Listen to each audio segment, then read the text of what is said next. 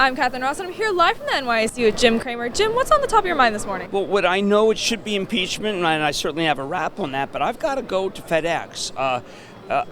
It's really a shame.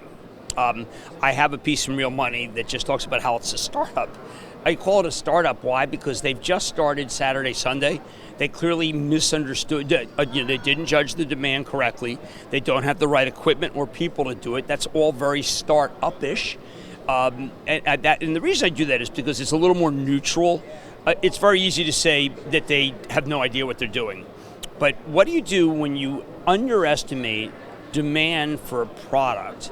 So therefore you have to lose money to fulfill it. Doesn't that sound a lot like what a startup has, where it's like suddenly they're doing something and it's like catches fire, and their infrastructure isn't built to handle the fire. And so that's what happened here. And I know everyone's very quick to judge, Fred. If you're budgeting for 33 million packages and they're doing 37 million for the holiday period, you have to have all your expenses up front before the holiday period. The holiday period is smaller than ever because of when Thanksgiving is. It's just a nightmare. And it's like what would happen, and I mentioned the situation with TheStreet.com. Now I can talk about it. I used to limit myself to never talking about it, but now it's history. Where America Online was my largest customer, and then boom, suddenly I was the largest. I was one of those where I'm paying them. I mean, what happened here is throughout all this, Amazon decided to go against them right when they're building their business. So they have all of the bad packages. Not enough good packages, of which there are. Industrial is they need more industrial. It is flabbergasting. They got the wrong packages. They don't have enough people. There's many more packages than they expected. They've got industrial slow when they want industrial up. They build out China when China's slowed down. They had built in Europe when Europe, as Fred Smith said, had ricocheted from China. Nothing went right for the 490,000 people that work for FedEx. I think it's amazing that they didn't lose a lot of money. They need to take radical action. And I don't know, Catherine, I don't know if they can do it. Well, by losing Amazon, is FedEx on ground zero right now? Well, remember, they didn't lose Amazon. They got Amazon against them. That's almost worse. I mean, if they lost it to UPS, that'd be fine. That, of course, would be not that great either. But the fact is that Amazon, if they do a lot of third party and they start shipping, and they take care of all their third party, that would have been natural good business for FedEx. Now, FedEx is a tricky situation because the way they account for things, they could say that I'm wrong about that, but the way I read through the conference call, it is that there's this great, and they don't like to talk about Amazon, but because they were like a 2% client, but at the same time, maybe they were the best client, the stuff where you can make the most money. The Saturday and Sunday thing, you need to do it.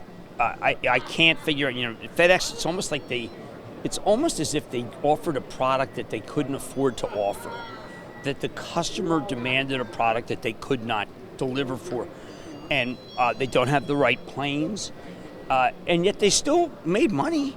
So, I mean, I can flip the whole thing and say it was the guidance, not the business, that they just guided wrong, because they should have guided for dramatically lower, but no one wants to do that, obviously. They should have guided for just a number that was pick a blue sky number, because who the hell knew how much? You could never measure how much Saturday, Sunday. And sometimes, Catherine, there are companies that suspend guidance. And what FedEx needs to do is suspend guidance. You just say, okay, listen, we're going to tell you what internally we're going to budgeting, but we are not going to give you guidance. And I think the stock would actually go up if they did that. That's what they should do. If I were running FedEx, I would just simply say, we are going to suspend guidance. You can model as you like it, but we're not going to play it because we cannot do it. Why not? That's what the responsible thing to do would be. And I think that they're being irresponsible offering guidance. That's not harsh. It's just a way that they should do.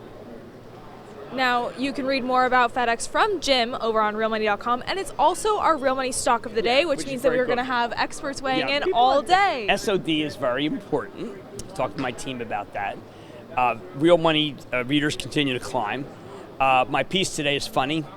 I don't usually do a funny piece, but I was very depressed by the FedEx because I revere Fred Smith, known him for decades. He's a visionary. A lot of people think he needs to retire. I will say this. He just needs to suspend guidance because it's the guidance that keeps getting them in trouble. Because there are very few industries that change so fast that it's just not worth it to give guidance. They need to do that. Now, in the conference call, there's an analyst who says, why can't you do what the railroads do? And Fred says, well, you mean like good precision railroading, firing a lot of people because all you do is have trains go on rails, and it's a quasi-monopoly. And it shows you, again, that the analysts are looking for an analogy. I mean, they talk about Celadon, too, the company that went bankrupt, big trucking company. But the analysts keep hoping for certainty. Rails can offer certainty. Why? Because they have locomotives, they have tracks, they deliver packages, and they compete against no one. And that's just not FedEx. FedEx competes against everybody and has a changing, fluctuating product and volume. And they've got Europe, which they haven't, where they said they keep integrated, and they haven't integrated. China turned out to be big. They've got DC-10s, unbelievable. Those still fly. So the analysts want certainty where there is no certainty. So suspend guidance, figure it out, and then come back when you have figured it out. Now, besides there's no crime in that. I agree. Besides for FedEx, you've been writing a lot about market pessimism. So I want to make a New Year's resolution with you and our viewers here. What? I want to get your opinion here. If our viewers are not seeing the glass half full when they're looking at the market, what should their New Year's resolution be? I think that people, all right, I want people to go to the front page of the New York Times business section. I want you to find how many articles there are about what a fool Trump is and how he's doing stupid things, how bad the trade deals are. You read it, the disparity between the rich and the poor, how it's a terrible time. And I want you to stop reading these articles. And the reason why, you can read them, but please don't relate them. Now, let me give you the classic example. Let's move away from Trump for a second so people want to say it's less political. This morning, Deutsche Bank has very thoughtful two pieces about online. What's the conclusion? That Instagram is the gold standard of online product. It's where the consumer product goods companies should advertise. It's where you want to reach the most people. Now, nowhere in that piece is a discussion about free speech and how Zuckerberg has routinely stolen your stuff and sold it to bad people. Let's use that. And if you only read the New York Times and maybe the Wall Street Journal, all you would think about is the politics, right? And targeting and how people misuse it, the advertisers being bad. If you only read the research, it's about how great Instagram is doing. What I am saying is the research is in control of the stock, not the journalism. The journalism is biased against Facebook because of free speech issues. The market is biased in favor of Facebook because the numbers are going higher. So your resolution in 2020, I love that. I think that's brilliant. The resolution in 2020 is journalism here, okay? Keep it nice. It's great to talk about psychology. Numbers here. Numbers trump, journalism. And, there are many as the Congress comes to, as Nancy Pelosi, someone who was at the Times made fun of her clothes. What the hell is that about? She's a serious person. But you get into, in 2020, you have to recognize that the numbers control, not journalism. And I know it's very hard when I'm together with people for a cocktail, okay? Mostly mezcal, just so you know. And I like Tobala. What do you talk about? Well, they typically talk about here Trump. But when I'm on the trading desk, so to speak, of we don't really trade for the action alerts, but when I do, we can talk all we want. But I don't think, and I know this is going to surprise people, it's almost as if fantasy football and how to, which you and I have a fabulous show, Bull Market Fantasy with Bill Enright, that analyzing stocks versus stats is actually more rigorous about how you think about the stock market than it is news versus stats. And I think that's the right analogy. I like that a lot, actually. That? Yeah, I really like that. I like that. I thought you would. Because you do such a great job. You're so good. Thank you. Now, speaking of journalism, Jim, Boeing has been in the headlines a lot this week. How much is that up? I know. It's up another 4. Okay. So when this controversy started, the biggest fear, the undercurrent, sotto voce, was that there may be a halt in making the MAX. That was going to be the single worst thing that could happen, a halt. There's a halt. What's happened to the stock? It's up. What does that say about the journalism versus the numbers? Now, the numbers certainly aren't that good, but if you believed the rhetoric, you would be shorting Boeing. But the analysts I used to bet, and there was a racetrack, a dog racetrack, Monticello, probably the lowest end racetrack in history, and it's a dog track. I just like the dogs; they're fun. The ponies are a little more rigorous, but I like to bet on the dogs in the old days. And one in this particularly awful track, the Mechanical Rabbit. There goes Swifty, which is what I used to say at 9:30 every day at my show. There goes Swifty. The rabbit fell, and the dogs. That's how both the analysts are, and more particularly the buy side is on Boeing. The rabbit has fallen, and the dogs are ravenous.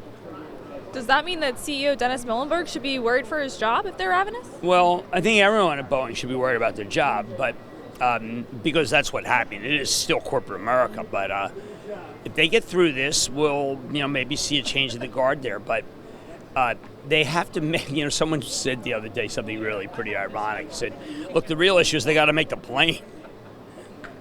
They got to make the plane."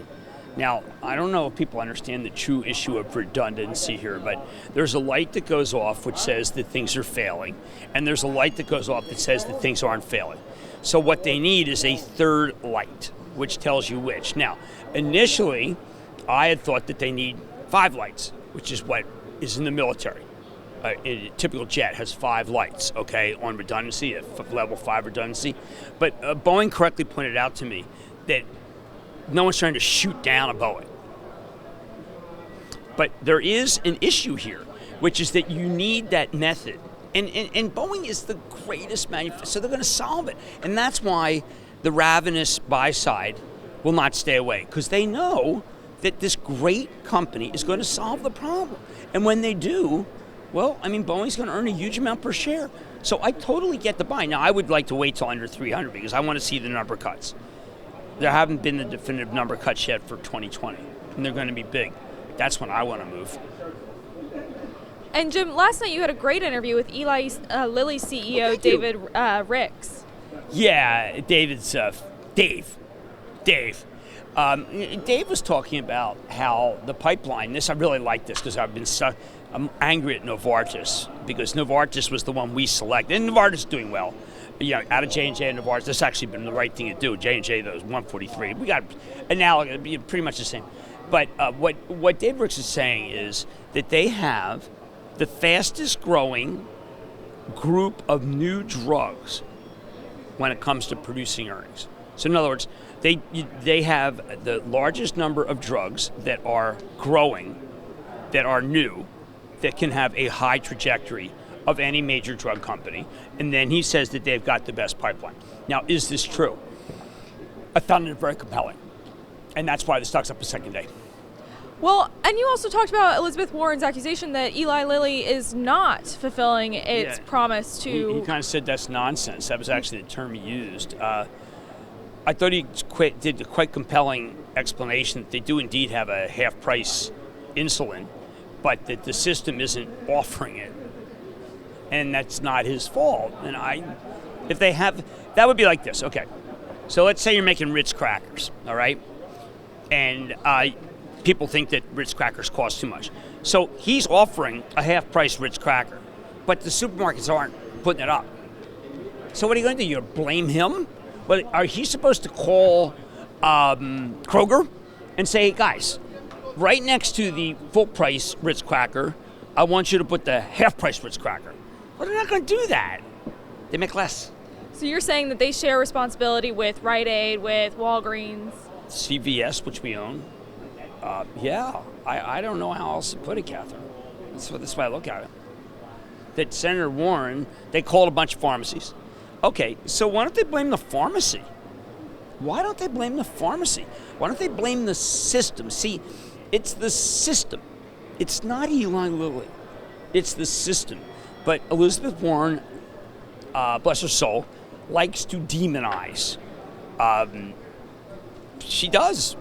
And Lilly's an easy demon because you could say, well, they make the product. I find it weary. I'm wearying. Leon Cooperman's the villain. Lilly's the villain. Well, I mean, like, we had a lot of villains, you know? I mean, it's villainous. The country's villainous. Let's stop it with the villains. Senator Warren is a brilliant individual. But the villainous thing is starting to leave me cold. David Ricks is not the villain. They are creating amazing drugs. I say that as the spokesperson for the American Migraine Foundation. I absolutely love the new accusation in my Twitter feed that somehow I am hiding money that I make for the trust for the American Migraine Foundation. It's just I'm ripping off everyone. I mean, I don't make any money.